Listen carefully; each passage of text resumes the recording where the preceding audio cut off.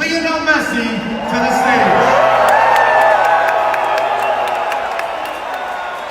I'm also here with MLS Commissioner Don Garber, who will be presenting the 2025 Philip F. H. Hughes MLS Cup Trophy to today's champion, your Inter Miami.